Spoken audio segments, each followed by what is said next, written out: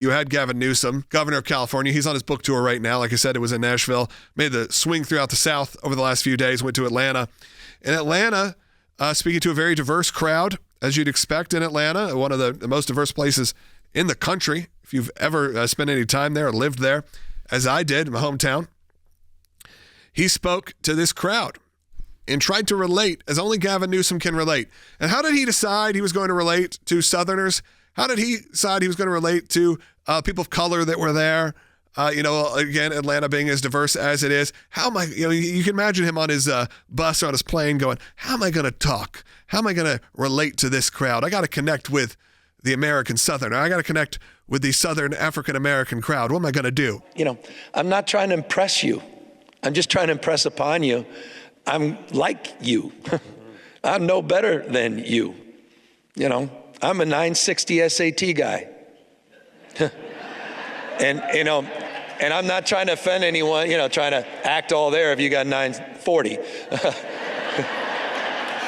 But literally a 960 SAT guy.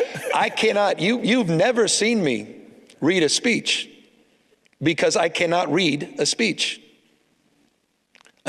Maybe the wrong business to be in. The crowd goes largely quiet. The crowd goes mild, as they say, trying to respond to Gavin Newsom, essentially saying, all of you that came out here, I'm just like you. I'm not smart, and I can't read. Rick, it's another one of these moments where it feels like he's so disconnected from what's actually happening and puts his foot in the mouth once again. Well, first of all, I'm glad to see that he admits that he's in a business. He views politics like a business, not like a way to serve. He says, look, this is just my business. I think this guy is totally phony. And the more people see outside of California, because remember, he's never been vetted in California. So people are really finding out a lot about him for the first time. I don't see African Americans finding this remotely relatable or funny.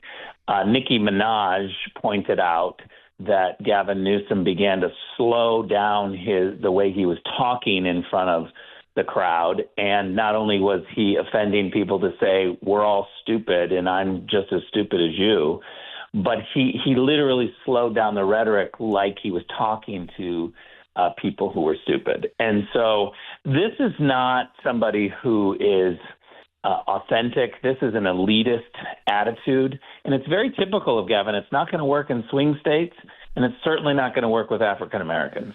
And that is the common thread. This is what drives me crazy. You are right.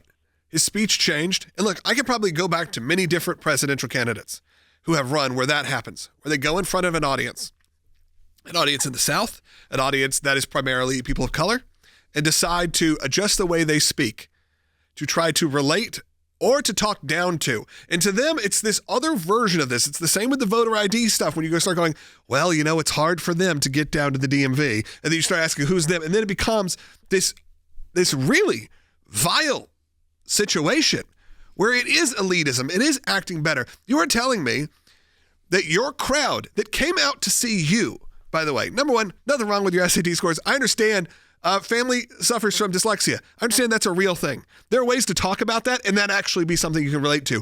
I love when I find out a celebrity has dyslexia. I use it as an example for people in my family who need that. Rarely is it spoken about as something that should disqualify you. But when you speak like this, it's treating it like a pawn that you're able to use.